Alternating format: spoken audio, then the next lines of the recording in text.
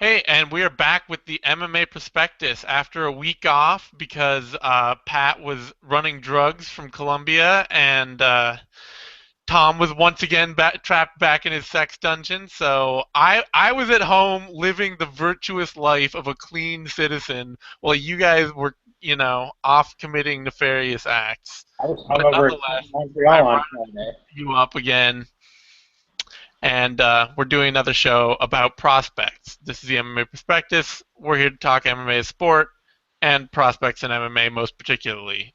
Tom, Pat, thanks for joining me. Pat, you're icing your knee. What's up there? So I went kneecap to kneecap with a guy sparring almost a month ago, and it blew up, and it got really ugly. It swelled up about the size of my fist. Now the swelling's finally gone down, and I thought I was finally better because there had been like a really weird clicking noise every time I bent my knee. Finally, that went away. So like this morning, I thought, yeah, I'm good. I'm like good to go, and now it just started hurting again. So fuck my life. All right. And Tom, you've once again escaped your sex dungeon. How did that go? It's called having a social life, Zane. Oh, I'm sorry. That's one way to put it.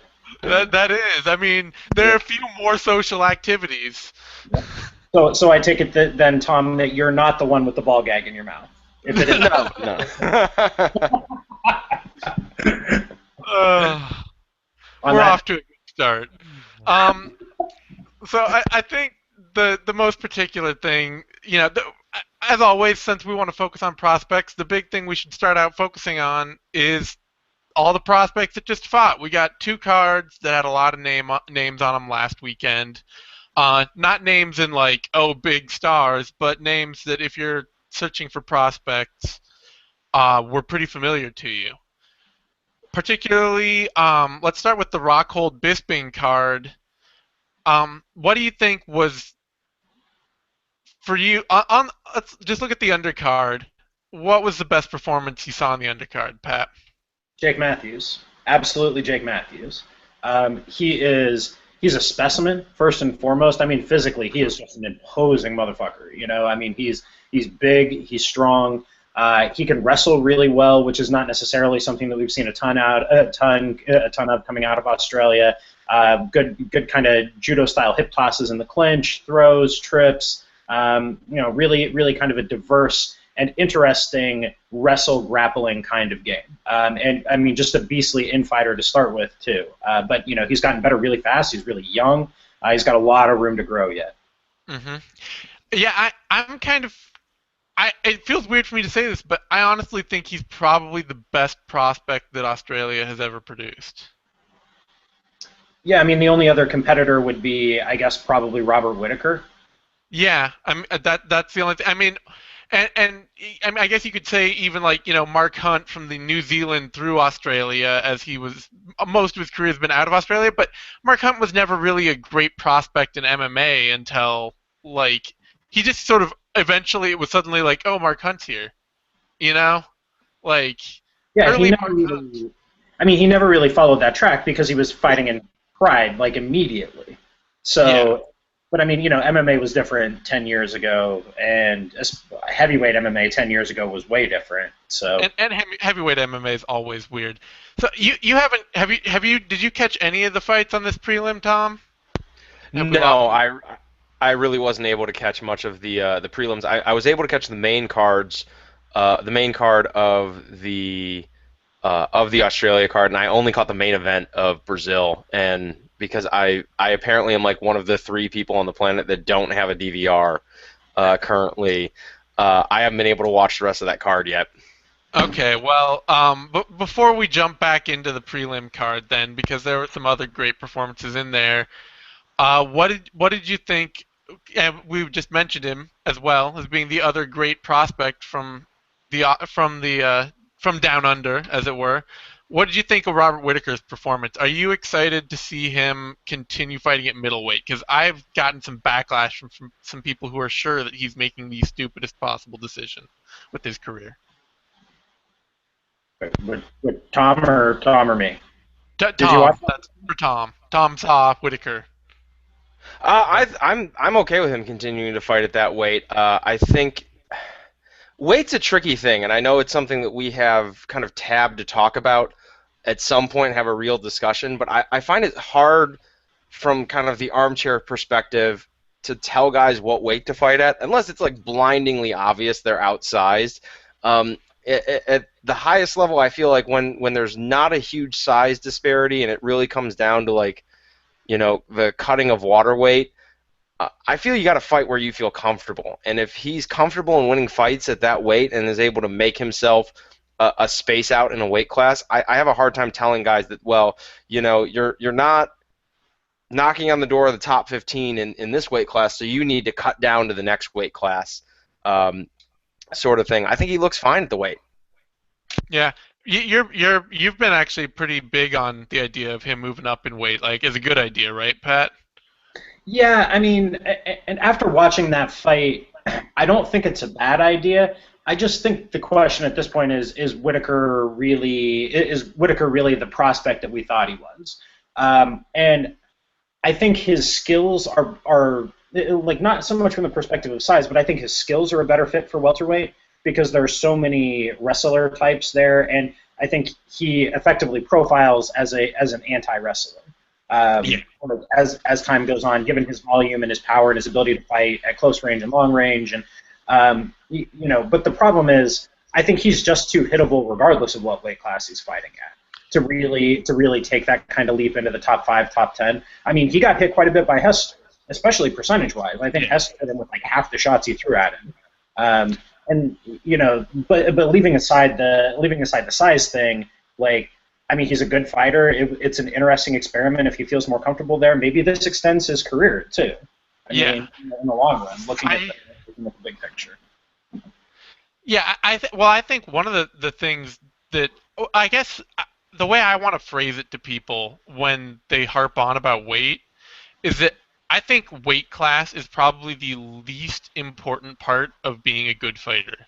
Like, being in the right weight class is probably the least important part of being a successful MMA fighter. It tends to be the thing that kind of falls into place when guys hit that next level, because when they start making that real like professional money, they're able to train to the degree where they're able to make like real professional weight cuts. And I feel like that's the last piece that falls in. So many of the guys we look at, all three of us when we're scouting prospects, how many guys do we say, well, when he actually makes it, he'll probably drop a weight class because it'll become an option for him. I mean, when you're talking, especially like dudes in Brazil, I mean, the guys who really commit themselves to fighting start out almost with nothing. I mean, the idea of when they hit that big time, they're able to train more, their skills take a big jump, and they're able to kind of make that professional weight cut. So when I look at it, it's notable when a guy is small for his weight class, but I don't consider it to be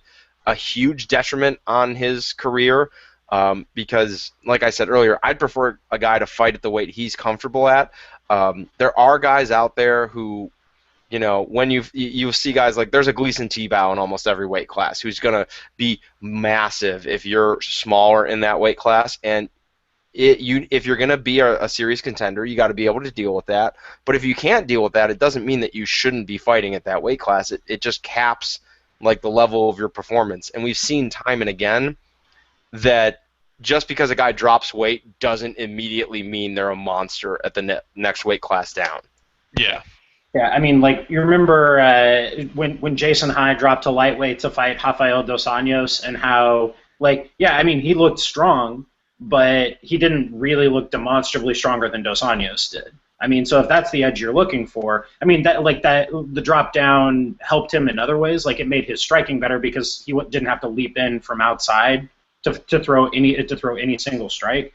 But in terms of like the strength thing, it's kind of a different question. But I mean, the kind of weight cutting game that gets played is really specific to the UFC.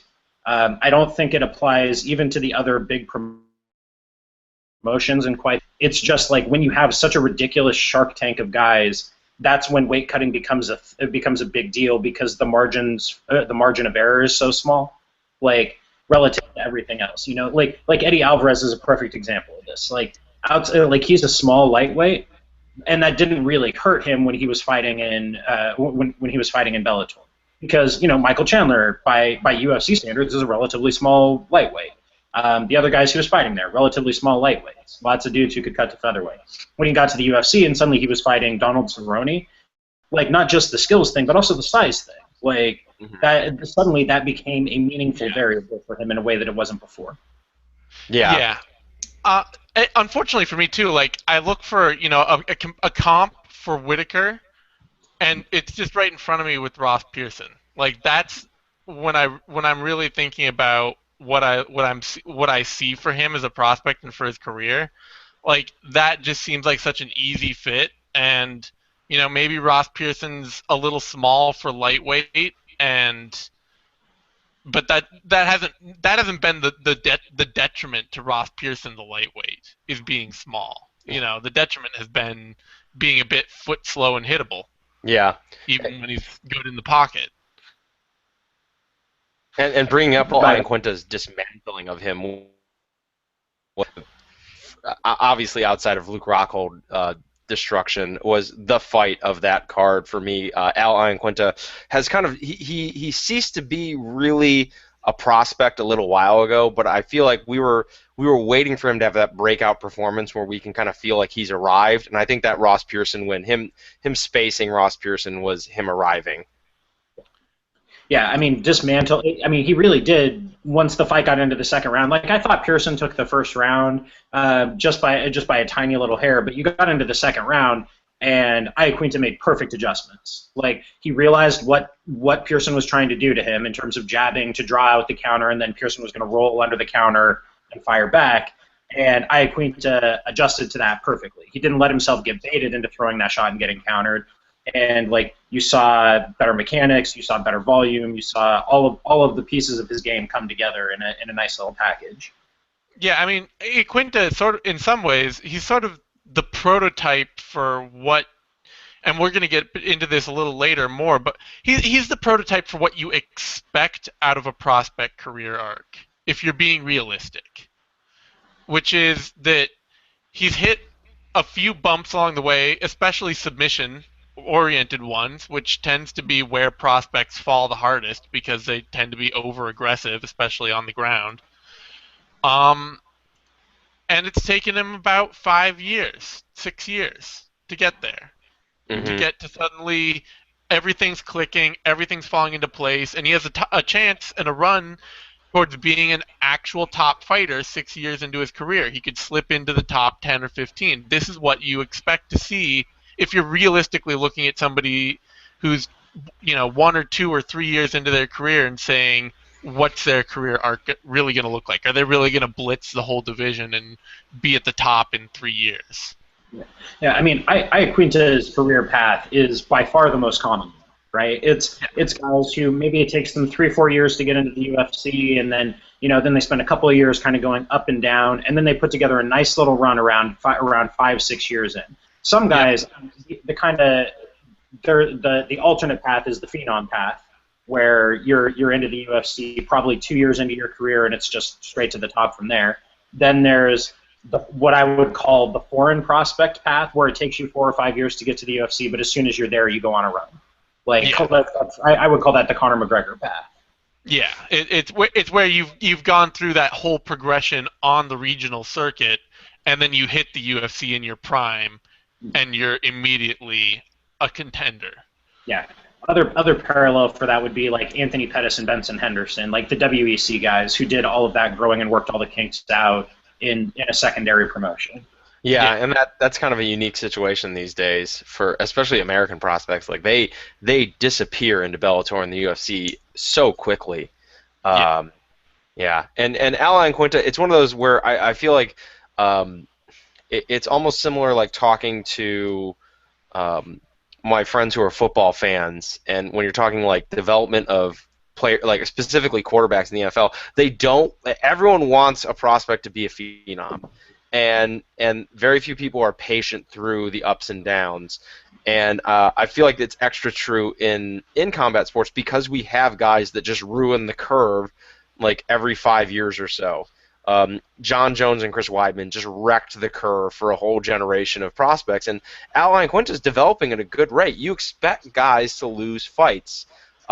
It's a tough sport, and there are so many ways to lose, and you lose at the weirdest times. I mean, that loss to Mitch Clark, Iaquinta was doing pretty well in that fight, and he lost to a funky Darce choke from like side control, like a low percentage one that Mitch Clark just kind of tossed up and managed to catch on Iaquinta and put him out with. And it's just, and I think you and I have talked about, Zane, when we see a loss like that on a prospect, when we're looking at him, we don't really count it against him because it's most prospects seem to have one or two fluky losses.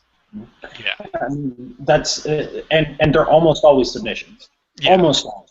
Like I mean, Anderson Silva against Daiju Takase and God, Rio Chonin.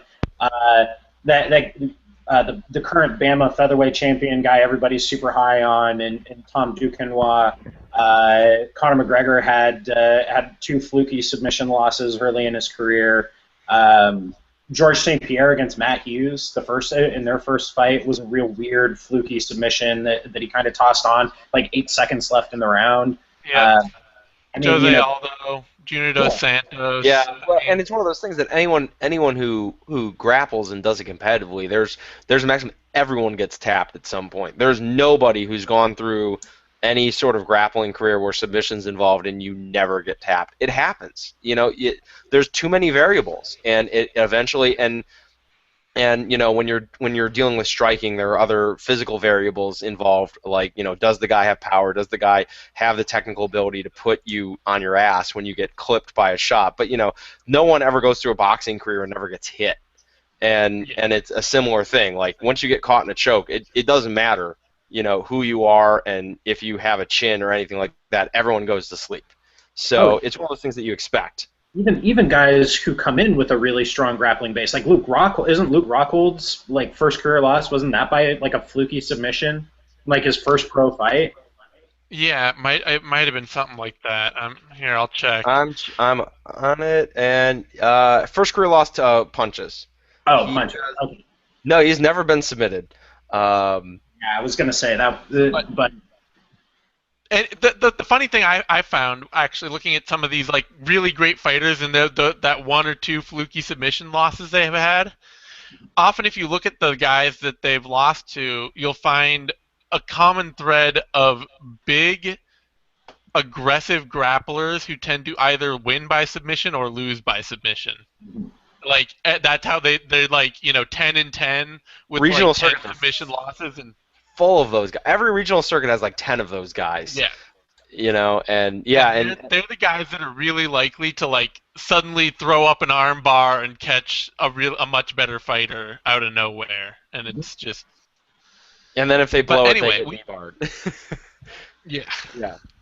So we got a couple other guys to talk about on this card. Not maybe in any detail because their performances, to greater or lesser extents, were not necessarily as impressive or as meaningful, but Guido Innocente, Louis Smolka, and Marcus Brimage fought. I think Brimage, obviously, he's the one of the three of them that had the good all-around performance.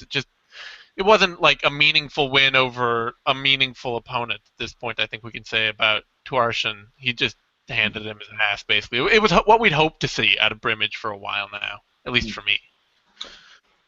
Yeah, he looks like he's finally managing to put it together. I mean, I thought he beat Russell Doan when they fought in July. That would have been a really good win for him because Doan. Yeah. I think Doan was really a pretty good fighter. But as we move towards talking about career arcs in more depth a little bit later, this is Brimage's time. He doesn't have time to be screwing around, losing weird decisions to fucking Maximo Blanco. Like, if he's going to make a run, this is the time to do it. It's true. He's been around since 2007, which always surprises me a bit. And otherwise, Smolka, obviously, he pulled a win out of his ass, out of nowhere. It's fun. It's exactly the kind of fight that a good prospect should win, honestly, which is a fight that they are terribly losing to somebody that they're better than. I think that, if nothing else, speaks well to Smolka. He came in on short notice and looked like it. So, it is I think in that way, like, it doesn't make me down on him as a fighter because of the circumstances, but it wasn't a great fight. See, I'm gonna disagree with you just a little bit there. Like, I get that he came in on short notice, but to me, that just reinforced all of the pre-existing problems with Smolka's game. That A, he's not very strong. B, he doesn't. His defense is just shit-tastic. I mean, he gets hit by anything and everything that guys throw at him. He doesn't move his head. Really has poor control of the range. Is not a great athlete. Like, I mean, like, he's fine. I mean, he's going to hang Yeah, around the top 15, top 20 of a thin division, but, like, I think hoping for him to go any higher than that is I mean, you're probably wasting your time with that. I think. I mean, I think the real, like, the nature of his game is sort of cardio and aggression, or it has to be. It has Mhm. to be the guy who gets in there and just goes hard for 15 minutes, and especially on a bad camp, you couldn't do that at all.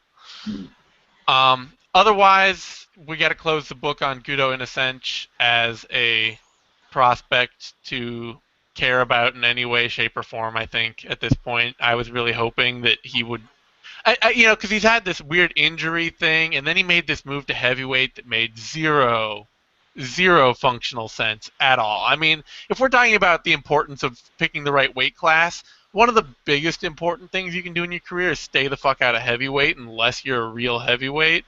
Mhm. Um, Or unless you're and fighting just absolute trash competitors on the regional yeah, scene. That's the yeah. only cop. Like, if you're out of shape and you're fighting other guys who are out of shape and you're gonna work your way down into shape, then yeah, you can fight at heavyweight a bit. Maybe if you're James Mulheron and you're way more athletic and have a really good chin, and even then you're like 6 foot and look maybe a bit out of shape, then you can fight at heavyweight on the regional scene. But if you're just kind of a stick of a guy who's going to add on some pounds and go up and fight Derek Lewis in the UFC, that's a terrible idea. Really bad. It was really dumb. It was dumb, and everybody knew it was dumb when he did that. But I think this topic has come up periodically over the last decade or so, where they've talked about having like a 225-pound cruiserweight class. I think Guto Innocent is one of the very, very, very few guys that I have ever seen who, like, legitimately that would be his weight class. Like, that. Yeah, it could be. I mean, the cut to light heavyweight for him, and I've heard this from people around him, is just unbelievably brutal, because he really is a guy who walks around at like 235, 240. So, but when he's in shape, he's 230 or so, and but trying to get from 230 down to 205 is just brutal, and he's just not quite big enough to be a legit heavyweight. So. And, well, he doesn't have a lot of power. That's the other problem. I mean, he just doesn't have, like, maybe he could have the size at 235 to be a legit heavyweight, but then he's a low power kickboxer, which is bad news. Yeah, yeah, terrible thing to be at heavyweight.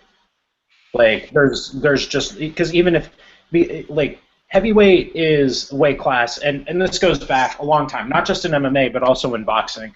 And like, Archie Moore had this conversation with Muhammad Ali early in his career when Moore was working with Ali. He said, you need to learn to punch purely. Like, you really need to work on your mechanics, and you need to become a better power puncher. Why? Because that's going to extend your career. This is especially true at heavyweight, where you can be winning a fight for, in boxing, 9, 10 rounds, or in MMA for 2.5 rounds, 4.5 rounds if it's a 5-round fight, and all it takes is one punch, because all of those guys are enormous and Yep. they all hit hard. Like, you can't not Yeah. have finishing ability and fight at heavyweight, or even light heavyweight. This Yeah. is also. The chin doesn't size up the way size and strength do. Like, it just doesn't. It doesn't take that much more force to knock out. Respectively, it doesn't take that much more force to knock out a heavyweight than it does a flyweight comparative to their body mass. Yeah. Like, it's not like 2.25 times as much force to knock out the same person. This is true. So we So want to talk about the Brazil prospects too. We got a couple of good guys on there. yeah, and this was a card. So obviously the big blue chippers on the undercard and on the whole card really. I guess we could just go over the whole thing in one quick sort of sweep. The blue chippers: Warley Alves, Thomas Almeida, Colby Covington. Best performance? I mean, probably Covington because he was never really in any kind of trouble and just beat seven shades of shit out of what's his name, Wagner Silva. Yeah. I mean, The other Covington. side of that, too, of course, he had the easiest opponent. This is true. I mean, yeah, I just destroyed him, but did exactly what he was supposed to do. He's every bit the prospect we thought he was, and he's consistently getting better from fight to fight.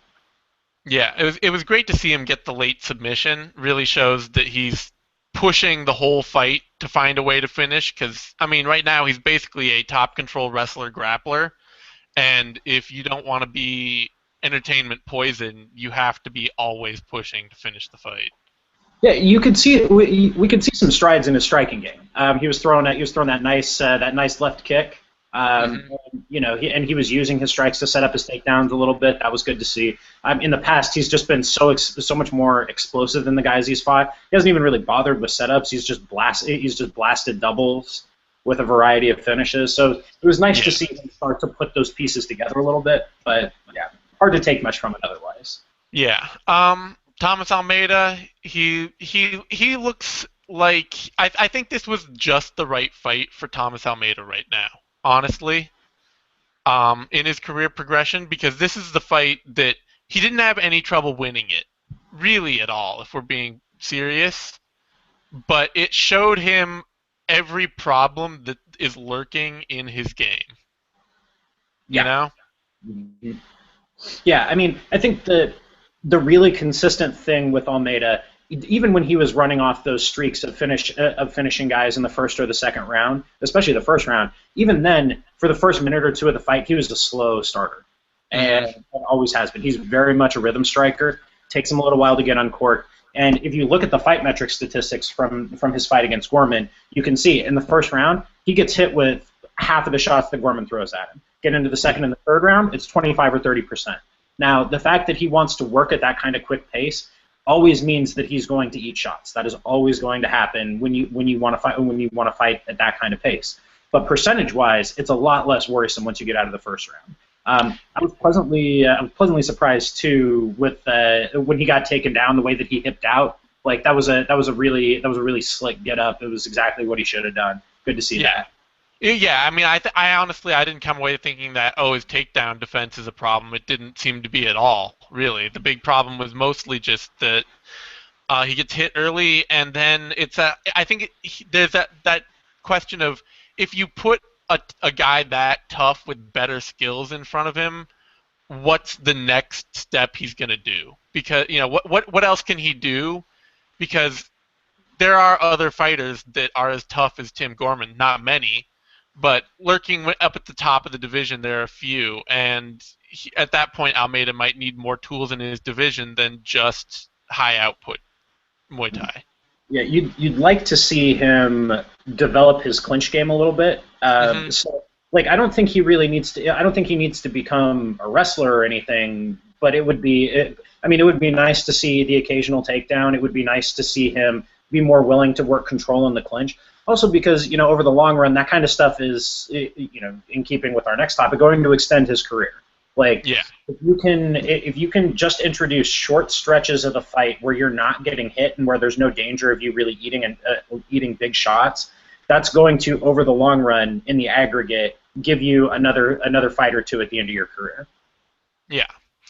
Uh, so any down points? Or so like okay, obviously maybe you don't. I don't know where. I think you fell on the Alan Joban won his fight against Warley Alves. Yeah, I, probably.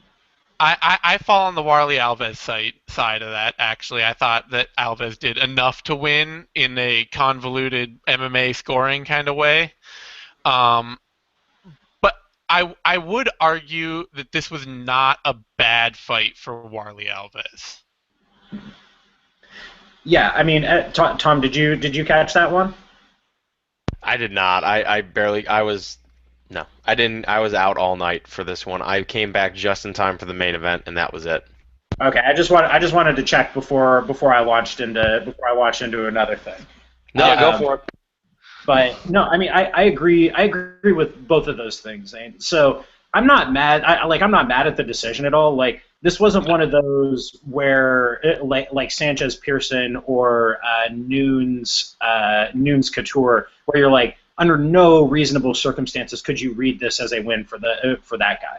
Like Yeah. this was, if it's a home crowd, which is reacting more to the things that Alves was doing, and you're placing an emphasis on top control, and you're scoring damaging strikes higher than volume strikes. Yeah, I can absolutely see how you give that decision to Alves.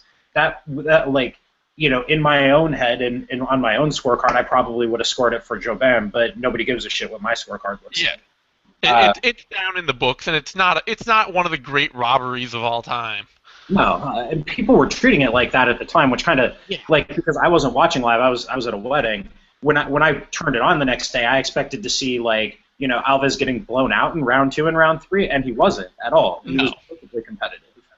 Yeah, Um, and it was, but I think on the other side of that, I thought it was actually a pretty positive fight because Alves fought that fight as stupidly as he could have in the first minute. That yep. was the worst thing he could have done. He treated Joban like he was some regional jobber that he's run over in the past, and not like a guy who's almost as athletic and has a great chin and can work at high cardio level for a long time and is going to stay in the fight. Um, but I thought that Alves fought really smart for the rest of that fight, hmm and Yep. that made me happy to see. It was like I obviously fucked up.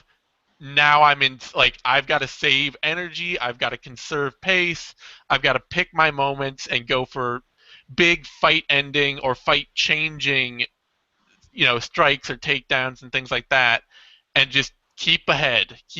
And I thought he fought a really smart fight that made me actually pretty happy to see, like, happy for his prospect for the future even coming out of it. Yeah, I mean, and I fundamentally agree with that, and this will bleed into our next little segment as well. But Alves is a guy who's very much on the phenom track right now. Yeah. And like getting in there, like Alan Juban has been around for a while. He's fought a lot of good guys. He's tough. He's very polished, as such things go. I mean, by the standards that we're talking about here, he's much more polished than Alves is. He's got a lot more tricks in his arsenal. And Alves, I think one of the things he realized in that fight, and this speaks to what you were saying about him fighting smart after a while, was he realized how much deeper Jobin's skill sets go than his do, right? Like when we're talking about a young, well-rounded guy, this is commonly the problem with guys who come in without a super defined base in something, is they may have some breadth, but they really lack that depth. And so you saw this like Mirsad Bektic against Chaz Skelly when they fought back in April. Like after a while, Bektic's physicality took over, but there was a point there where it was just eminently clear how much more Skelly knows about fighting than Bektic does. And Yeah. I think we saw that kind of dynamic in Alves Jobin, and Alves's response to that was to find those defined spaces where he wasn't at an experience and skill disadvantage, and put his physicality to work for just long enough to win the fight. So Yeah. And I think that to me is great. Like, you see that makes me happy. yeah, yeah. I mean, it's a reason to be high on him moving forward. And the other thing about Alves, and I think people are forgetting this, and especially with as fast as he's developed and as good as he clearly is right now, his mentor is Jacare. He is Jacare's protege, and it took Jacare for goddamn ever to figure out what he was doing in a cage. Like it took him 4 or 5 years to get to the point where where he had put it together and he could compete with top level guys. Alves is doing it faster, but it's still, it took a long time to kind of sand off the rough edges of Jacare's approach. You could make an argument that it took 10 or 11 years for Jacare to get all that figured out. Yeah, which I think that does bring us to our next point, which was all about just career arcs, especially, we're talking about the guys who've really exceeded the career arc. Kelvin Gastelum, Warley Alves is on that track. These are guys that set a bad precedent for anyone looking at what a prospect looks like. You're looking at Iaquinta. You're not looking at these guys unless you're lucky. Unless you find that one guy out of every 100 you're going to scout, you might find a guy that looks like he could do this. But for most, you're just not going to find that. You're not going to see it.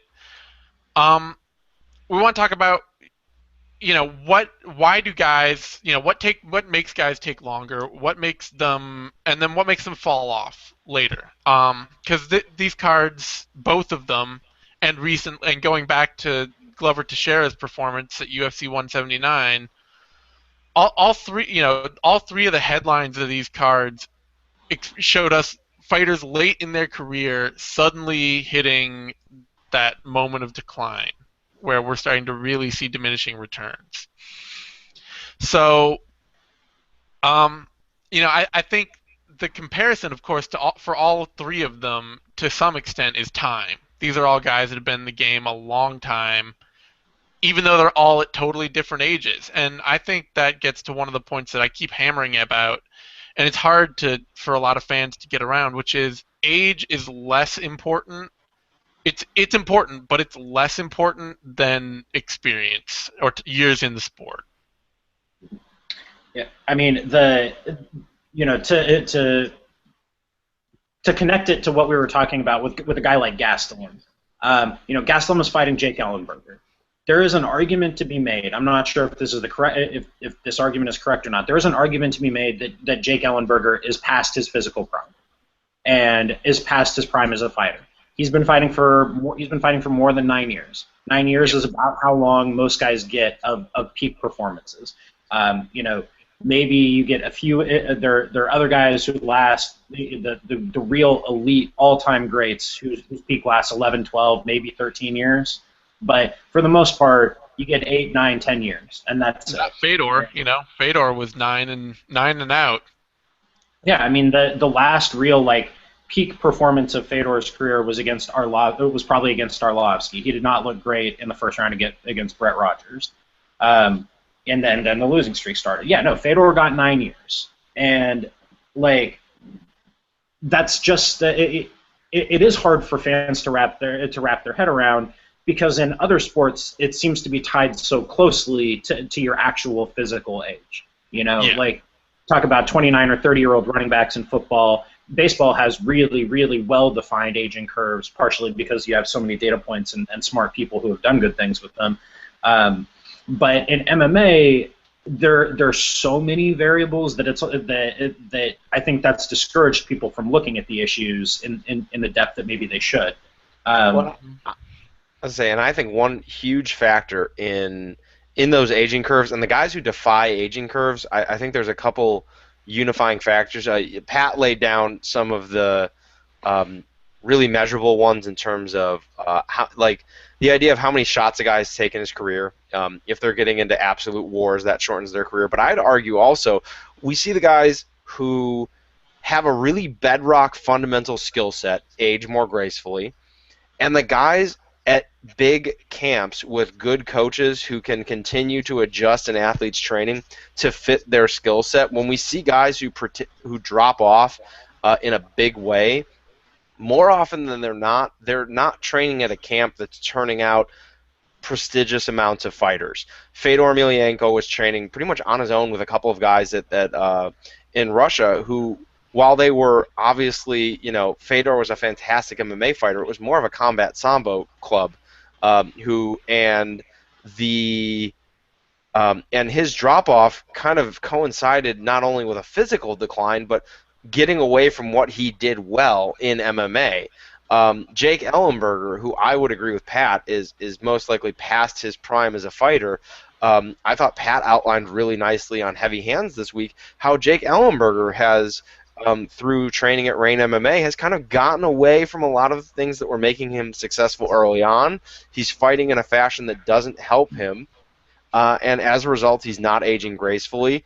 And then the king example of all end of career drop offs, Chuck Liddell, who never adjusted his style at all for as he aged. He never really he never really improved on what he was doing. He just kept doing what he was doing, and obviously the Pit was a big gym at the time, but it is now since kind of fallen behind the times of modern MMA. And the guys who are able to age gracefully are the ones who are at kind of the more cutting edge camps, who kind of stay up with the current metagame of MMA, because we have a sport where people don't know how to train it yet. Yeah, I think actually one of the key examples of that this just made me think of, because I hadn't really thought about that idea of the camp that adjusts well to their fighter as their fighter ages, but probably the best example of that we can see is George St. Pierre, because honestly, I mean, I realize George St. Pierre didn't get hit a lot in the ring, but I would probably argue that George St. Pierre probably hit a pretty normal aging curve in his career at about 9 years in, but his game was so well adjusted to his opponents and to his skills that he was able to make a lot more out of it than most fighters could in that situation. I would mostly agree with that. My only criticism, sorry, Pat, is that St. Pierre got too risk averse later in his career.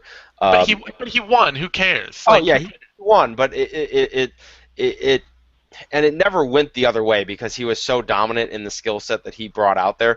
But the idea that Pat pointed out earlier of the longer you're in there with a guy, the more chances they have to turn the tables on you. But in the same thing, if you get overly aggressive, it can get turned on you. But just in general, I felt St. Pierre got a little too risk averse. Well, yeah, but that I mean, come on, that's not the point. That's not the point. Well, I do think that's relevant. But in the case of GSP, this was something that Connor and I talked about. That Connor and I talked about on Heavy Hands this week. As fighters, with regard to Mark Hunt, is as fighters age, what you tend to see is a paring down of their skill sets to only the most effective and more important than effective, the most efficient pieces that take less energy, because as you get older, it's hard to work yourself into that kind of shape. So you have to be more efficient. You have to be more careful with your energy and conserving your gas tank. Tom's example of GSP, I think, is a good one, because he went from throwing the occasional spinning kick and throwing a lot of high kicks. He used to throw a lot of high kicks. And really that kind of like buzzsaw straight right that he used to throw, the more high amplitude takedowns and hip tosses from the clinch, things that were or really having to like drive forward and really blast through on his takedowns, which took a lot of energy. What we saw from late career GSP was a lot of jabbing, the most efficient punch you can throw. When he was shooting takedowns, they were almost always reactive takedowns, so he didn't have to cover as much space. He let the other guy do the work of coming to him in the first place. And from the top, it was really efficient control. Keep your base heavy. Don't keep your pace steady, and if you really find an opening, then pour it on rather than just blasting from the top. And I think like that's what you see successful fighters with really awesome trainers do, is they figure out, and not just good trainers, but innovative trainers, who are going to be actively thinking about these and working them out. Yeah, and to that, in bringing it to Mark Hunt, I think Mark Hunt has created himself a really excellent functional MMA striking game. In that and part of it is that he adjusts so wonderfully to opponents' tendencies in the cage, that they really, and you guys pointed out again on Heavy Hands, that he's taken down his output. He extends the lengths of fights to a certain degree. He's not going out there trying to blow the guy's doors off in the first round, because I felt like during his losing streak he got so aggressive early on that was part of why he got finished in the first round. What was it, something like 6 times in a row between 2006 and 2010? He's taken a step back, and he's fighting to his strengths as his physicality kind of declines. He's established himself a good clinch game, and trying to grapple with that man has to be something akin to trying to grapple with a bowling ball. He looks incredibly hard to control. and he knows he has that fight-ending power, and he now sets it up a bit better as opposed to getting in there and just waiting on in. And that appears to be behind, to me, appears to be behind it, and I really credit that to his changing camps and starting to train more diligently in the United States. Yeah, too bad. I feel like Mark Hunt's one of those guys. I'd love to see him go out and be a coach of young fighters because he obviously has such a deep, intimate knowledge of how striking works in MMA and just how fighting works. But he also seems like the kind of guy that would probably teach you almost nothing while really enjoying just beating the piss out of you in the gym. You know? I don't know. I mean, I think it'd be interesting. That's as we move forward, you know, over the next few years. There's a whole generation of really, really good fighters that's starting to retire now, and I'm genuinely curious as to whether as to who's going to end up being a really good coach, who's going to really put their time and energy into it. Obviously, we see Dwayne Ludwig right now. Martin Kampman's doing it. Martin Kampman's working with Alpha Male. I'm genuinely curious as to how that's going to work. Like, what are the next generation of MMA fighters going to look like? I mean, we're starting to see. You know, we talked about Warley Alves earlier. He really is Jacare's protege. Like, what kind of fighters is Jacare going to turn out? You know, if he turns to that full time, I'm genuinely interested to know. Yeah, it is a good question. So I guess one of the other points I want to get to, getting back to this whole aging curve thing and these guys dropping off, is Glover Teixeira. Is this camp related? Because some of the bigger fighters, they don't necessarily decline in the same way. Their career arcs get skewed often because of power, because of how important it is to have power and how important it is to have a chin. Just because I don't know. I wish I had a better answer for exactly why heavier fighters skew differently than lighter weight fighters. But he certainly looked terrible recently. So yeah, what were you gonna say? Sorry.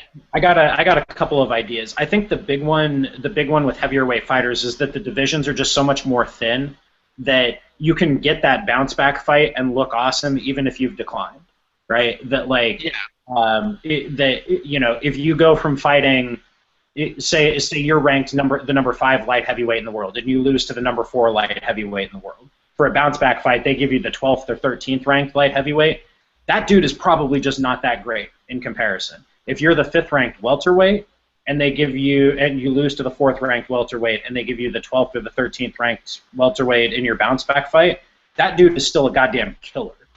Yeah. And I think that's the big difference is guys can hang on for longer at heavyweight and you can buy yourself more time. Like, these things build up and they aggregate over time that, like, you know, maybe you're the 5th ranked heavyweight and you lose to the 4th ranked dude. You fight some dude who's terrible. You knock him out. You've bought yourself another 3 months to work on the things that we were talking about with regard to, like, Mark Hunt and GSP and, like, how to pare your game down. And maybe that one loss then looks like an anomaly.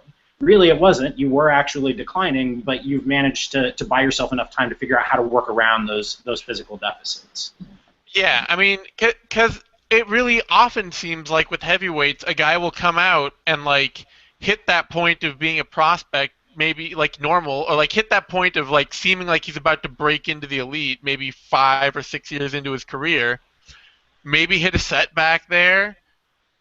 You know, I'm thinking particularly of, like, Fabricio Verdum or Mark Hunt, especially. We're seeing both of them. And then 8 years later, they'll be one of the best fighters in the world. Like, that's not a career arc that happens anywhere else. Only, like, Robbie Lawler is, like, the only other, like, version of that I can think of at a lighter weight class, of a guy who was, like, really close to the peak at just the right time. And then suddenly, like, 8 years later, we're like, oh yeah, Robbie Lawler is one of the elite fighters in the world right now, suddenly. Well, Lawler and Verdum both have, to me, they kind of had that really solid skill set to fall back on. Robbie Lawler, obviously, he had the striking fundamentals in place and just a ton of wrestling experience coming up at the Hit Squad when he was training there. And then Lawler, I think, pretty. I mean, I think it's pretty universally agreed that he benefited from his little stretch where he didn't spar at all in training and pretty much just weight trained for fights.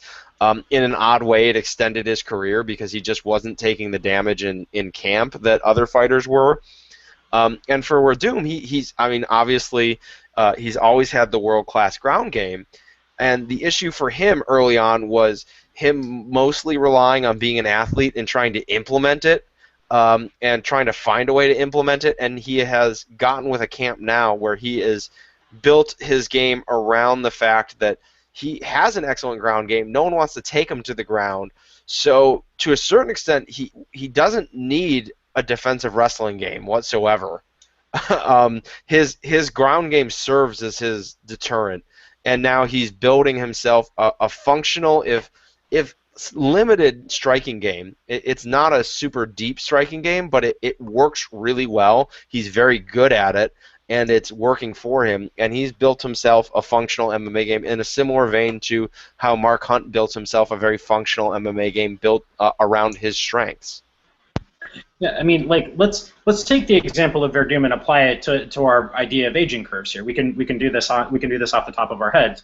So 6 years into Verdum's career, he was getting knocked the fuck out by Junior Dos Santos, right? That was where, okay, it looks like he should be in his prime for this. Instead, he comes in out of shape and then he ends up drifting around for a few years. He beats Fedor right at what we would think would probably be his late prime, like 8 years into his career. Then the next year, he loses to Overeem, and if you look at that loss, you could say, oh yeah, so this is probably the end of his prime. He's 33, or he's 33 or 34. He's been fighting for 9 years. Like this we could easily say that. Instead, because he's a heavyweight, and because after he lost to Overeem, he got 7 months off to work on his game. He comes back and it's like, oh yeah. Okay, so these are skill sets that he had before, and now he's honed them, and he's figured out how to adapt to his age, and like maybe not being as good an athlete as he was. He's been at that point. He'd been working with Cordero for 3.5 years, and like I've heard from people who knew him before he started working with Rafael, he was always a super aggressive dude, and you can see that in his early Pride fights. He was just charging forward and trying to drop bombs on dudes, But so finally he got hooked up with a coach who's like, oh yeah, aggression is his thing, so we can channel this and we can use this in much more productive ways. So you can see all of those factors, working with coaches who suit your style, working with coaches who have dealt with aging fighters before and who know how to work with aging fighters. At a thin weight class where the drop-off from losing to Alistair Overeem, like you go from Overeem to Roy Nelson. Look at that drop off there in terms of skill and talent. Like, well, that gives you time to hone your game and adapt. Mm-hmm. I would also say that the Overeem loss, I think, came at the perfect time, because looking back on it, I feel like Werdum had a skill set in place to be successful, and he just was not aware of how to use it. He was touching Overeem up in that fight, and he refused to push the pace on the feet and continually tried to bait Overeem into his guard the way he baited Fedor. And it was like this trick that Werdum was really proud of himself for against Fedor, and he wanted to replicate that success. And he missed. I mean, and he missed the fact that he was actually winning the exchanges on the feet for a good portion of that fight. Yeah, I heard from my Muay Thai coach, trains with those guys, and was there for that fight, and he said he had never seen Rafael so angry. He's known Rafael since 2000. Has never seen him so angry, because if you go back and you listen to the corner during the fight, they are screaming at him to keep being aggressive, keep pushing forward, saying you're landing. When you're moving forward, you're winning. He's got nothing for you off the back foot. Like, you can hear all of these things happening during the fight, and then what's Fabricio do? He drops down and butt scoots. Like, it was, and after that fight, Rafael told him, "I'm never working with you again if you don't listen to me."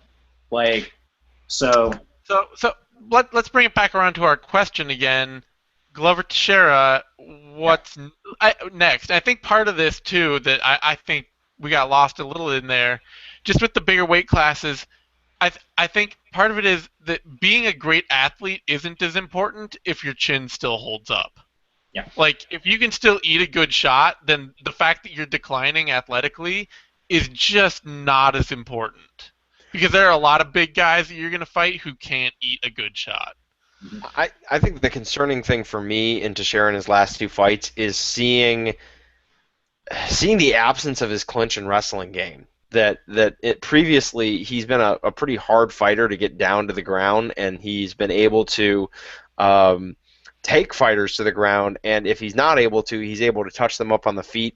And both John Jones and Phil Davis were able to turn it into clinch battles. And Phil Davis was able to work his chain wrestling, and Phil Davis does not normally get to work his chain wrestling against top flight light heavyweights.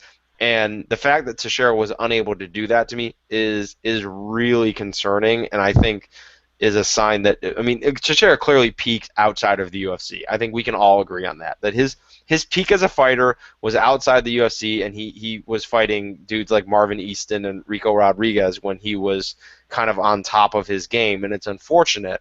And when he came into the UFC, he got a bit of a nice runway to run off. And Fabio Maldonado, who while a decent striker, just absolute meat on the ground for him. Quentin Jackson, who was clearly on his way out, and James Tahuna, who while a nice fighter, really wasn't on that level, and is kind of that quintessential bounce back fight for that kind of fight that Pat pointed to, where a guy on the lower rung of the division who Teixeira was able to look awesome against. And then his big win, the Ryan Bader fight, we never got to see how he matched up against Bader as a wrestler because it's Ryan Bader, and Bader tried to box with him and got put to sleep.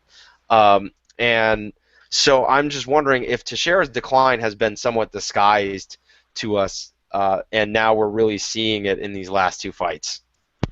I mean, I think all of these different threads come together when we're talking about Glover Teixeira. When we're talking about the camp thing, because for this last fight, for most of his career, Teixeira had been working with top flight guys, and I think to a certain extent that probably helped to keep him basically as a prime fighter until he was 34, 11, 12 years into his career. So that's part of it. But so for this last fight, he did not go to train at ATT. He stayed at his place in Connecticut, and Brock Eisen worked with him. That's always a bad sign. He came in looking like he was not in great shape. I mean, part of that probably has to do with the fact that he wasn't at ATT, but also as you get older, and as we talked about earlier, it just gets harder to work yourself into that kind of shape. Yeah. It's not as easy to put in the time on the treadmill, to put in the road work, to put in those just brutal strength and conditioning sessions. Like, all of that stuff becomes more difficult. And so, if you want to adjust to that, then you need to have the kinds of coaches who can help you draw up an efficient, clean game plan and help you pare your game down to the efficient pieces that you can use and survive. Now, I mean, he just did not do any of that against Phil Davis. He looked old. He looked like all of that stuff had caught up with him in one fight. Yeah, I do think and maybe as we suggested with the heavyweight and light heavyweight thing, because the bounce back for them is so much softer. You give Glover Teixeira a non-top 15 light heavyweight, and he is fighting somebody that he will be able to beat in 10 years from now. So give him Ryan Jimmo in his next outing, and suddenly we're talking about Glover's back. Yeah. So there's a big chance that the next time out, Glover looks better through no great improvement or change of his own. But it is troubling. I mean, it does feel like he's a fighter who has not made the adjustments to his age, and who is now suddenly hitting that and feeling all of it. Much in the way that Shogun has only tentatively made the adjustments to his age, and really the age has just been layered on like frosting on a cake there. I mean, Shogun has everything going against him. Injury, constantly hampering his ability to train. He's taken a ton of damage. He trains basically in a small camp where people come to him, and he basically he runs his own camp, which is never good. and he fought a style that was highly predicated on athleticism. Also not good. So Shogun has pretty much every factor going against him in that sense. I don't feel like Shogun had an outstanding fundamental skill that really is standing for him either. His boxing was powerful, but he was a take a shot to land a shot kind of guy. His kicking game was flashy, and he has heavy leg kicks, but again, he's hittable when he does that. His jiu-jitsu game was never that fantastic. And his wrestling was not really existent. So that it's not surprising in retrospect that Shogun has declined as hard as he has. Well, Shogun, think about it like this: Shogun's core skill set was never his range striking. It was never really his work on the ground. Though, when he was in Pride, he was pretty good from top position. All the old shoot they box guys were super underrated bombers from top position. But really, Shogun's core skill is that he was an infighter.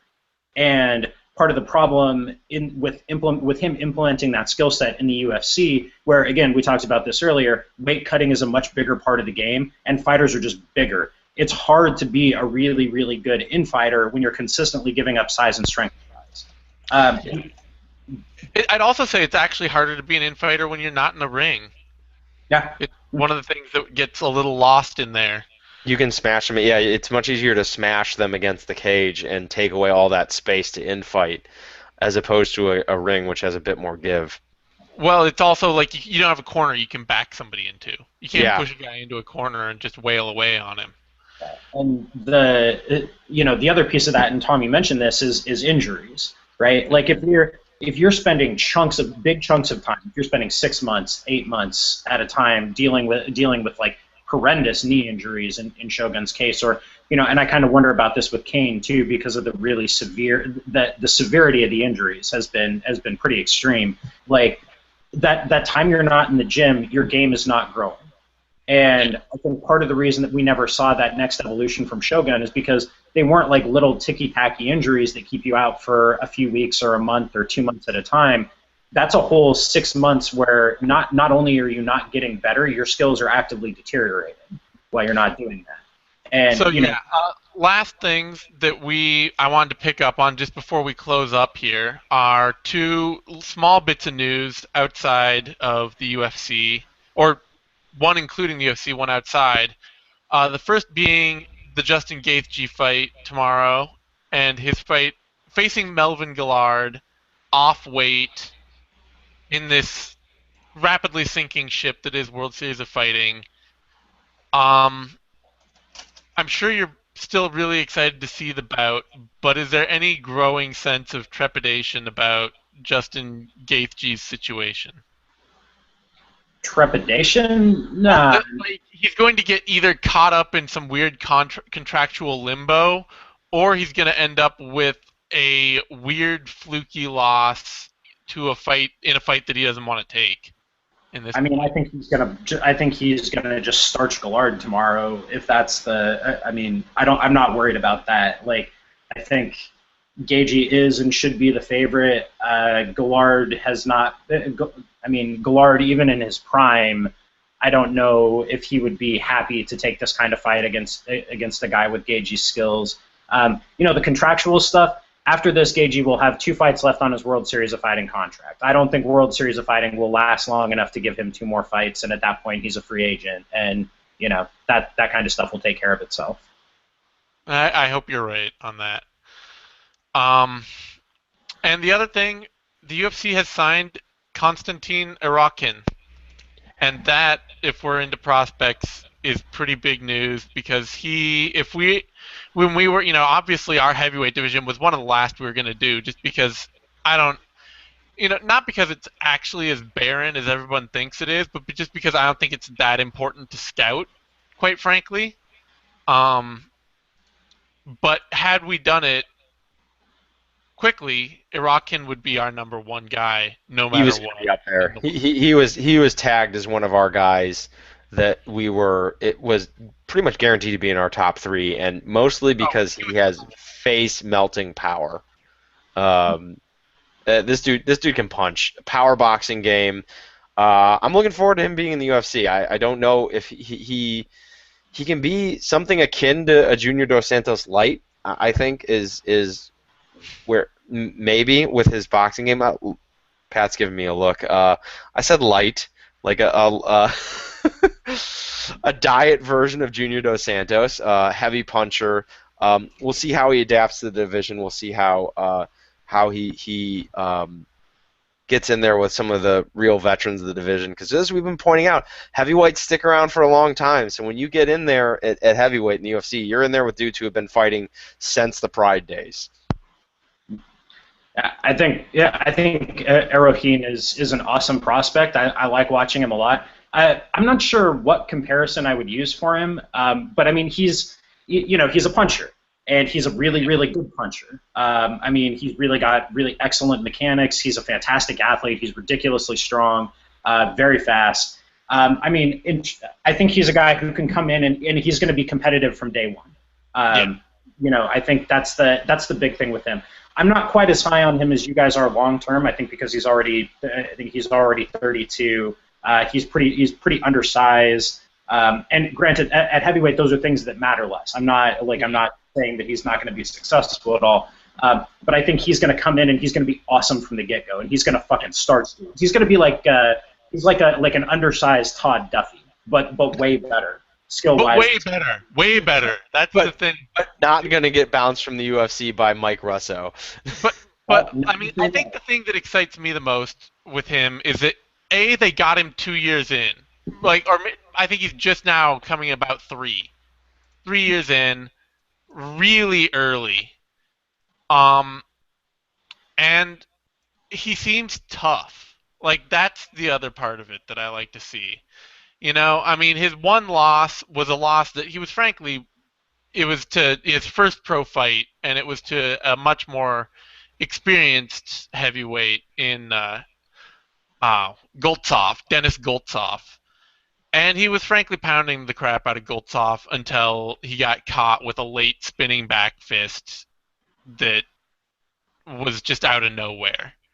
And those are the kind of strikes that can knock, clipped him straight on the chin. It's the kind of strike that can knock anyone out because you're not expecting it at all, and you're way out of position and everything like that. But I think he's a fighter that even though he's very one note, he's basically just a puncher. He's got some kicks. He throws some good leg and head kicks sometimes. But his game is really well designed around being a puncher. He's not a guy who gets way out over his feet. He's not a guy that is just got terrible takedown defense with that. He's not a guy who's really likely to get into bad scrambles on the ground. He just seems like solidly built to keep punching you in the face. Yeah, and to that, he's also not just a headhunter. He mixes in punches to the body, even at range, pretty well. I don't see any reason why he can't be a lower top 10 fighter for at least like a couple of years, if not longer than that. Just hang out at that like number 8, number 7 spot and heavyweight, and just keep the gates for the heavyweight division. You know who he reminds me of, and this is kind of I think I just had an epiphany, so bear with me here for a second. This is kind of an emerging type of heavyweight that we're seeing on the regional scene. Guys, I think Erohin is the best of this breed, where they're short but they're good athletes. They're built like barrels. Josh Copeland, who's fighting Ruslan Magomedov weekend after this one, it fits that profile. James Mulherin fits that profile. Mm-hmm. Really fundamentally sound dudes with great mechanics. They've got great punching mechanics, all of them. They're not reaching with their shots. Their feet are always under them. A lot of the time they can punch on the back step as well as moving forward. Tend to combine it with a functional clinch game, a lot of head pressure. And, so like I think there's actually like an emerging archetype there of guys. And the question is, as time goes on, will these be guys who drop to light heavyweight when they reach the UFC, or will their speed and punching power allow them to hang as kind of undersized heavyweights? I don't know. Yeah, I do actually think they've got a fair shot to hang with the heavyweights, just because especially more Arakin maybe than Mulherin, just because he's so ungodly strong. Like watching his fight with Brett Rogers, which was kind of an ugly, slow fight, and I wouldn't really recommend watching it unless you're really interested in what his takedown defense looks like. But there was a point where Brett Rogers got in on his legs and was trying to take him down, and Rocking got underhooks and just basically threw him off. And that's the kind of strength in that little frame that makes me think I'm not that worried about him being undersized. Yeah, I don't know if I don't know if Mulheron has it. I think Copeland definitely does. I was Copeland really definitely does. I thought he looked really good as we're looking forward a little bit. But I don't know. That's kind of an interesting. It's kind of an interesting stylistic thing. They're like guys like this. Maybe they're like the next generation Roy Nelson. You know, like Roy Nelson is a puncher, but he's got shitty defense and can't punch moving backwards and really only throws one punch. Maybe this kind of dude they're relatively light on their feet, they're good athletes. You know, maybe this is kind of the next generation of that. I don't know. Yeah, Roy Nelson's a dude that like climbed to somewhere like 10, 8 in the world. You know, just on being a big right hand attached to a short ball and of not much else. And there has been a history of successful undersized heavyweights. Not to compare him to the likes of Fedor and Randy Couture, but both would be considered undersized heavyweights and have been successful. And we went through that phase. We went through that phase of the huge heavyweights where we thought huge heavyweights were in, and Brock Lesnar and Shane Carwin and Frank Mir was trying to bulk up, and we've kind of come back to the mean where it's that like 240 pound to 250 pound guy that we're really more looking for. I think there's a place for the speedier 220 to 230 pound guy in the heavyweight division right now, especially as it ages. And the Rocket's 235, 240. You know, he's not like that undersized. Yeah. All right, you Zane, you have sold me on Erohim. You have sold me. Right. I'm buying in. Early stock. All right. Well, on that note, on the note of my success, we close the show for another week. I think we'll all be back next week. Nobody's got any plans. Nobody plans on getting abducted or running drugs anywhere. No. All right. Good. All right. Until then, you can find Pat Wyman at Pat_Wyman, Patrick_Wyman on Twitter, Tom at TP_Grant on Twitter, and me at TheZaneSimon on Twitter. You can find Patrick Wyman on Sherdog. You can find Tom and I on Bloody Elbow. Please give the video a like. That's a thumbs up. That shit's important. And follow along to MMANation.com for more video content like this. So thanks for coming, everybody.